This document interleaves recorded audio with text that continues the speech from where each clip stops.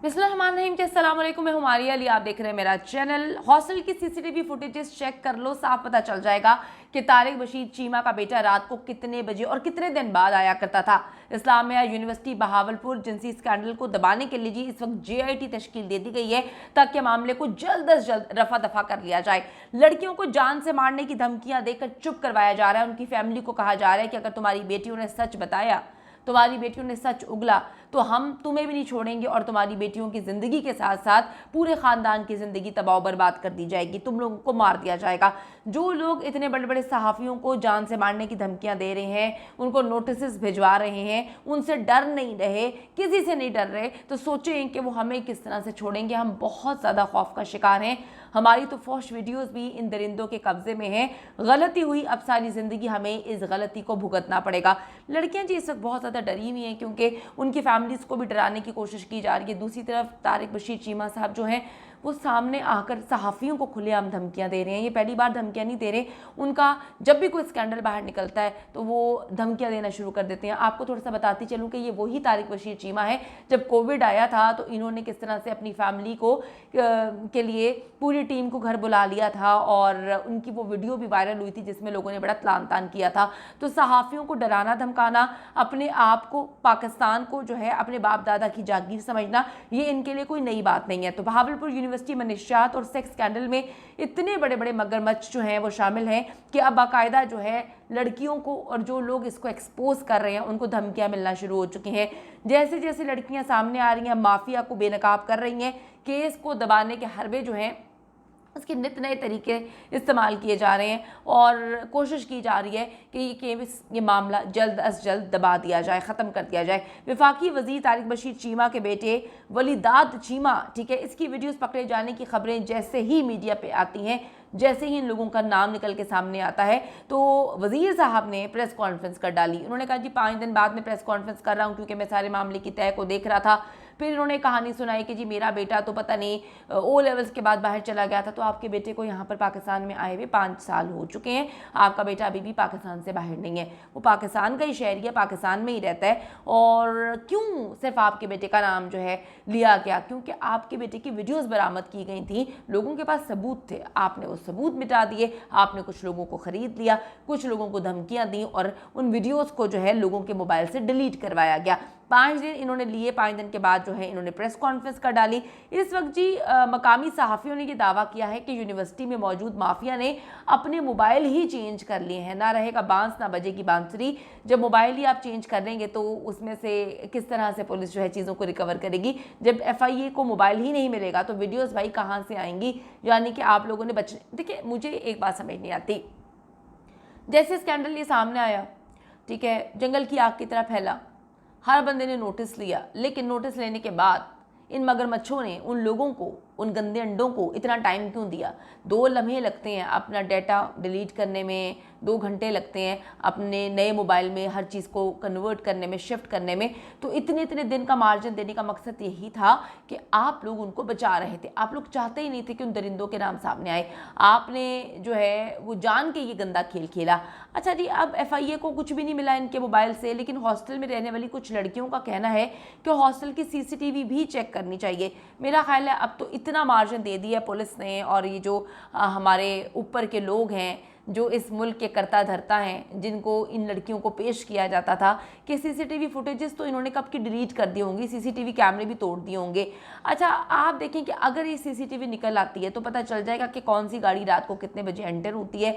और वो जो एम्बुलेंस की ये कहानी है कि रोज़ एम्बुलेंस आती है, उसमें लड़कियों को भेजा जाता है तैयार करवा के, वो कितने बजे आती है और वो लड़कियाँ कौन कौन जाती हैं, क्यों तैयार होकर बैठ रही हैं, एम्बुलेंस कौन से हॉस्पिटल की इस्तेमाल की जा रही है। लड़कियां बहुत इस वक्त खौफजदा हैं क्योंकि उनकी नाज़ेबा वीडियोस इस घटिया नेटवर्क के पास है और कोई भी बात से आप करवाने के मूड में नहीं है, कोई भी इस नेक्सस को, इस नेटवर्क को पकड़ने के मूड में नहीं है क्योंकि चाहते ही नहीं है। वो तो खुद मिले हुए हैं, उनका तो खुद जो है वो एक धंधा चल रहा था, पैसे मिल रहे थे, सबकी एक अमाउंट फिक्स था, तो वो क्यों चाहेंगे? लेकिन लड़कियां डरी हुई हैं। स्टूडेंट्स का कहना है कि जब सहाफ़ियों को मारने की धमकियां दी जा रही हैं, खुलेआम बैठ के जो है प्रेस कॉन्फ्रेंस करके सहाफ़ियों को डराया जा रहा है, तो फिर हम किस तरह से बचेंगे? तारिक बशीर चीमा की जानिब से जी धमकियों का सिलसिला ये नया नहीं है, उनको शौक है धमकियां देने का और इकरारुल हसन सैयद ने ये भी जो है कोट किया है कि अपने इलाके में किस तरह से ये रहते हैं, लोगों के साथ क्या सलूक करते हैं, वो भी किसी से ढका छुपा नहीं है। तो इकरारुल हसन को ये खुलेआम धमकियां दे रहे हैं क्योंकि इकरार के पास सबूत मौजूद हैं इनके बेटे के हवाले से, तो उनको डरा रहे हैं, धमका रहे हैं और अजीबोगरीब अंदाज में जो है उनको प्रेशराइज करने की कोशिश की जा रही है। बाकी लोग भी हम जो काम कर रहे हैं कहीं ना कहीं से हमें ये डराने की कोशिश कर रहे हैं और मैसेज पहुंचा रहे हैं कि हम इनका नाम और उनके बेटे का नाम लेना बंद कर दें। वो सहाफ़ियों को इससे पहले भी डरा धमका चुके हैं, लेकिन इस बार वो अपने बेटे के साथ बैठकर, यानी कि बेटे को अपने साथ बिठाकर बात वाजे कर चुके हैं कि जी बहावलपुर यूनिवर्सिटी में गलत काम हो रहे हैं, लेकिन मेरा और मेरे बेटे का इससे कोई ताल्लुक नहीं और हमारे खिलाफ तो कोई ची नहीं कर सकता। हम जो कर सकते हैं हम वो करेंगे और हम वो करते रहेंगे। आप में से कोई हमें दबा नहीं सकता। अगर बोलेगा तो कब्र तक पहुंचा दूंगा। जी सुने। आज तो बात जुड़ोगे ना, कहीं मेरी खबर ना आती, मैं खबर दिया तल ना जाता हूँ, माफी नहीं देनी, मैं बहुत पढ़ा दिया इस मामले। कभी किसी को गलत बात पर माफी नहीं दी, मैं उसका पीछा कर। ठीक है जी, एक बार फिर से सुने कि वो क्या कह रहे हैं, ठीक है, और किस तरह से बैठ के मीडिया को सामने बिठा के वो धमकियां दे रहे हैं उन सहाफ़ियों को जो इनके बेटे को एक्सपोज करने की कोशिश कर रहे हैं। आज तो बात जुड़ोगे ना, कहीं मेरी खबर ना आती, मैं खबर दिया तल ना जाता हूँ, माफी नहीं देनी, मैं बहुत पढ़ा दिया इस मामले। कभी किसी को गलत बात पर माफी नहीं दी, मैं उसका पीछा कर। ठीक है, मैं आपको ये दिखाती हूँ कि इन्होंने, ठीक है, वो कहते हैं जी मैं गलत बात पर माफ़ी नहीं देता, मैं पीछा करता हूँ। आपके बेटे ने जो किया, ठीक है, आप क्लैरिफिकेशन देने आ गए। मैं हमेशा ये कहती हूँ कि क्लैरिफाई वो करता है जिसको पता होता है कि जी हमारे घर में गंदा अंडा है, वरना मामला होता आपका बेटा अगर शामिल ही नहीं है तो आपको प्रेस कॉन्फ्रेंस करने की ज़रूरत क्यों है। आपने जब सारे सबूत मिटा दिए और आपने सहाफ़ियों को धमकियाँ दे दी, फिर आपने मीडिया को बुलाया और मीडिया पे बैठ के आप जो है उन्हीं सहाफ़ियों को धमकियाँ दे रहे हैं जो इस मामले को एक्सपोज कर रहे हैं। जब से जी वलीदात चीमा के करीबी दोस्त एहसान जट है, इसका करीबी दोस्त जो है उसने मुंह खोला है, तो चीमा फैमिली को इस वक्त मुसीबत पड़ चुकी है। ये प्रेस कॉन्फ्रेंस ऐसे नहीं हुई। मैं आपको बताती चलूं कि जी इनका बेटा है वलीदात, जिसके बारे में ये कहानी सुना रहे थे, तो पता नहीं सदियों पहले जो है ना वो पढ़ने बाहर गया था जनाब, वो सदियों पहले पाकिस्तान आ भी चुका है, वो यहीं पर मौजूद है। तो अब उसका जो बेस्ट फ्रेंड था, करीबी दोस्त एहसान जट, उसने जो है बकबक कर दी है, यानी कि इसकी असलियत दुनिया के सामने रख दी है। जब से उसने अपना मुंह खोले, चीमा फैमिली को समझ नहीं आ रही कि भाई ये क्या हो गया, और चीमा फैमिली जो है अपने बेटे को डांट रही है वलीदात को कि भाई तुमने जो गंद मचाना था मचाते रहते, लेकिन तुमने ऐसे दोस्त बनाए, कमीने दोस्त बनाए जिन्होंने तुम्हारी असलियत जो है वो दुनिया के सामने रख दी। तो एहसान जट ने जी मुँह खोला है, उसके बाद से ये लोग परेशान हैं।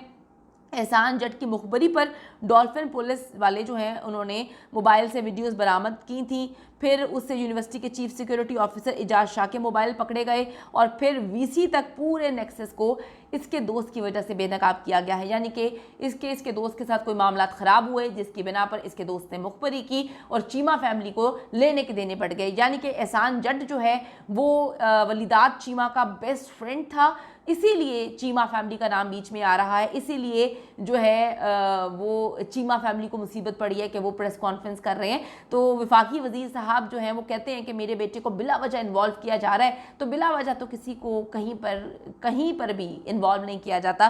कुछ मुसीबतें होती हैं, कोई कांड होते हैं, कोई गंदे हरकतें होती हैं, तभी इन्वॉल्वमेंट होती है। तो जी अब आपको बताती चलूँ कि धमकियाँ तो अब बहुत आएंगी, लेकिन बच्चों और उनके वालिदैन को सहाफ़ियों के साथ जो है वो खड़ा होना पड़ेगा और सहाफ़ियों को चाहिए कि इन धमकियों से ना डरें, इन दरिंदों को जो नेक्सस है उसको बेनकाब करें ताकि एक बार इस गंद को साफ़ किया जा सके। वज़ीर आज़म साहब जाते जाते जो है अच्छा काम कर जाएं, इन दरिंदों को जो भी इसमें मुलव्वस हैं उनको कैफ़रे किरदार तक पहुँचाएँ।